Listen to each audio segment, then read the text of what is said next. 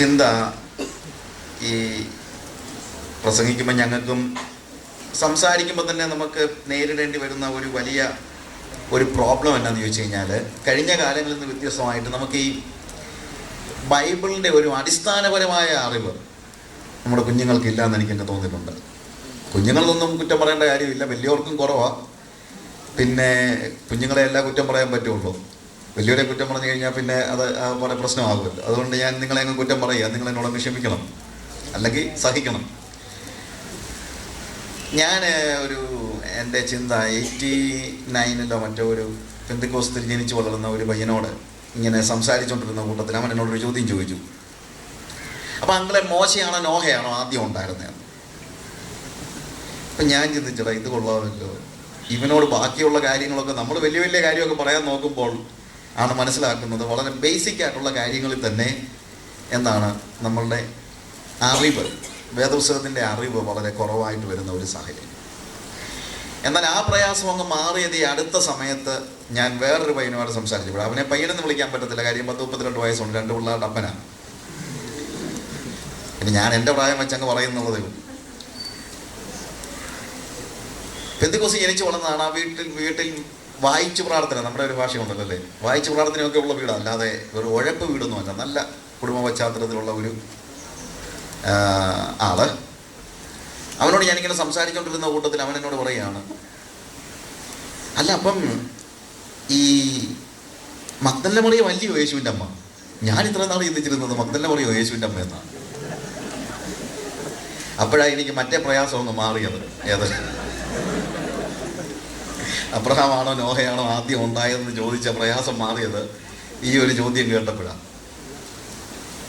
അവൻ തമാശയായിട്ട് ചോദിച്ചതൊന്നുമല്ല, ഞാൻ പറഞ്ഞതും വളരെ കൃത്യമായിട്ട് ആ വീട് എനിക്ക് അറിയാവുന്നതുകൊണ്ട് പറയാണ്. വൈകുന്നേരം വായിച്ച പ്രാർത്ഥനയൊക്കെ ഉള്ള വീടാണ്, കുടുംബ പ്രാർത്ഥനയൊക്കെ ഉള്ള വീടാണ്.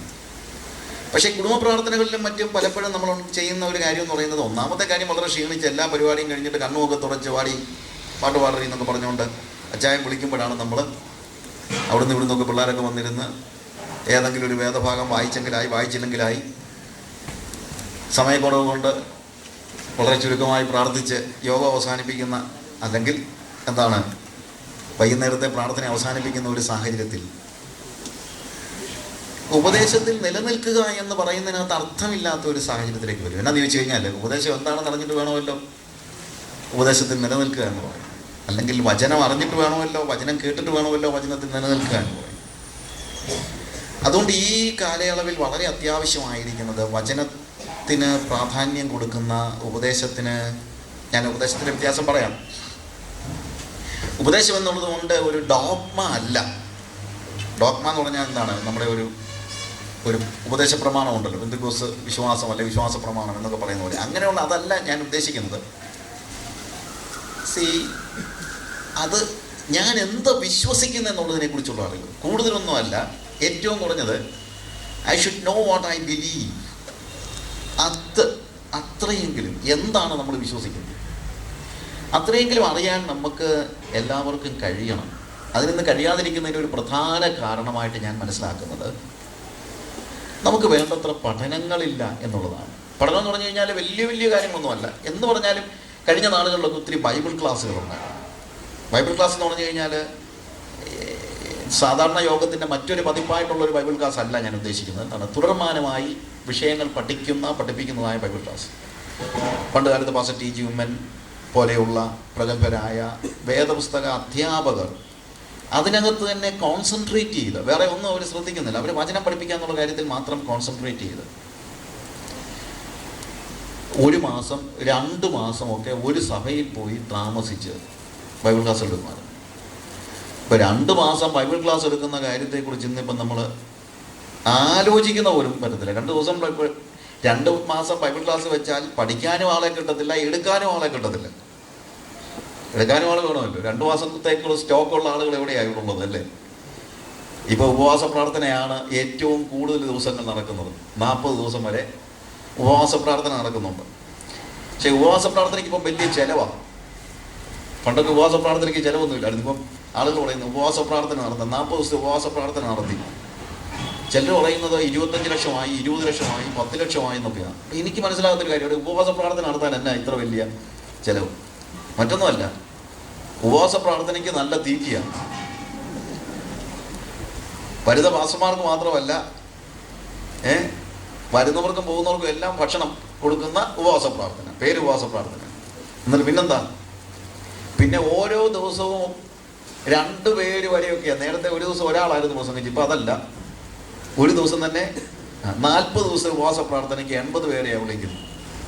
അപ്പോൾ പിന്നെ ചിലവില്ലാതെ വരും. പിന്നെ അതുമല്ല, 40 ദിവസത്തേക്ക് പാട്ട് പാടാൻ 40 പേരെയാണ് ടീമിനെയാണ് വിളിക്കുന്നത്, അല്ലേ?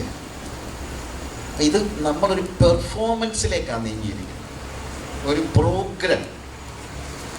അവിടെ എങ്ങനെ ഉപവാസത്തിൻ്റെ ആ തെളിമ, അല്ലെങ്കിൽ അതിൻ്റെ അതിൻ്റെ ആ സ്പിരിച്വാലിറ്റി നമുക്ക് സൂക്ഷിക്കാൻ പറ്റത്തില്ല. അപ്പം അതുകൊണ്ട് അങ്ങനെയുള്ള, ഞാൻ പറഞ്ഞല്ലോ, അതാണ് നമ്മൾ കൂടുതൽ ദിവസങ്ങൾ നീണ്ടു നിൽക്കുന്ന കാര്യം. എന്ത്? ഉപവാസ പ്രാർത്ഥന. പക്ഷേ ബൈബിൾ ക്ലാസ് ഇപ്പം 2 മാസത്തേക്ക് ബൈബിൾ ക്ലാസ് വെച്ച് കഴിഞ്ഞാൽ ആരെങ്കിലും വരും? ഉപവാസ പ്രാർത്ഥനയ്ക്ക് പിന്നെ പ്രവാചകന്മാർ വന്ന് നമുക്കൊരു ആശ്വാസവചനമൊക്കെ, എൻ്റെ ആത്മാവല്ലയോ സംസാരിക്കുന്നതെന്ന് പറയുന്നത് പ്രവാചകൻ്റെ ആത്മാവ് തന്നെയാണ്, അല്ലാതെ എൻ്റെ ആത്മാവല്ലയോ എന്ന് പറയുമ്പം മിക്കപ്പോഴും പറയുന്നത് എന്ത് തന്നെയാണ്?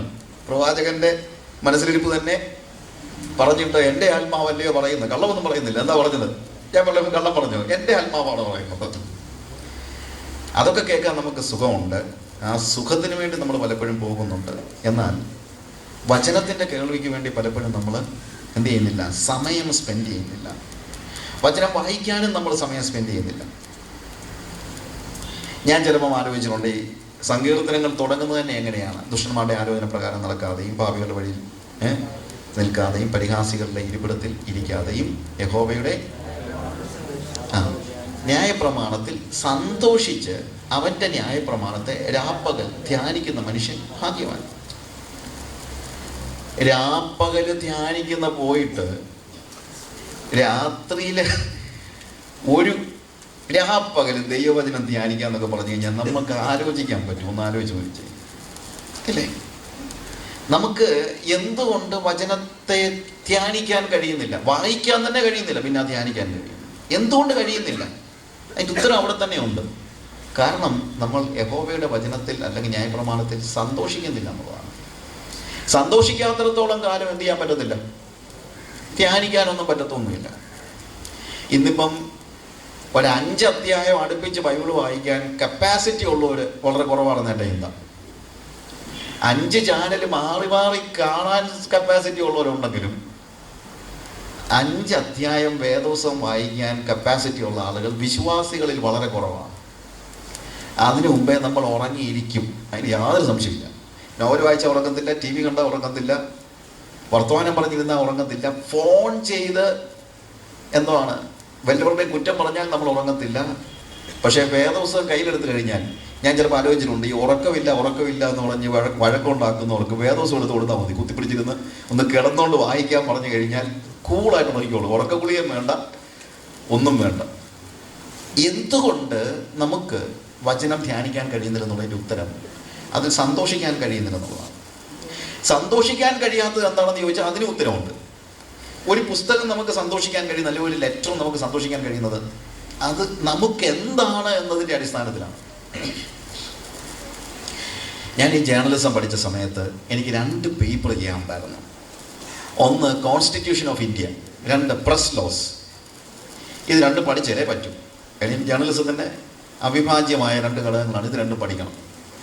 പക്ഷേ ഇത് പഠിക്കണമെന്ന് പറഞ്ഞുകൊണ്ട് ഇതിനകത്ത് എനിക്ക് ഒരിക്കലും രസിക്കാനും ഒന്നും പറ്റിയിട്ടില്ല. കോൺസ്റ്റിറ്റ്യൂഷൻ ഓഫ് ഇന്ത്യ വായിച്ച് എത്ര പേരാ സന്തോഷിക്കുന്നത്? ഇല്ലേ? നിങ്ങൾക്ക് സന്തോഷിക്കാൻ പറ്റും? ആയിട്ടോ. എന്തുകൊണ്ടാണ്? അത് നമ്മളെ സംബന്ധിച്ചിടത്തോളം അത് ലോയാണ്, അല്ലെങ്കിൽ നമുക്ക് അതുകൊണ്ടുള്ള ബന്ധം വളരെ ചുരുക്കമാണ്. അപ്പം അതുകൊണ്ട് ആ ബന്ധമാണ് പ്രാധാന്യം അർഹിക്കുന്നതായ കാര്യം. ഞാൻ പാറവേൽ അടിസ്ഥാനം ഇടുന്നവൻ എന്ന് പറഞ്ഞൊരു പുസ്തകം എഴുതിയിട്ടുണ്ട്. അതിനകത്ത് ഞാൻ ഒരു സ്റ്റോറി പറഞ്ഞിട്ടുണ്ട്.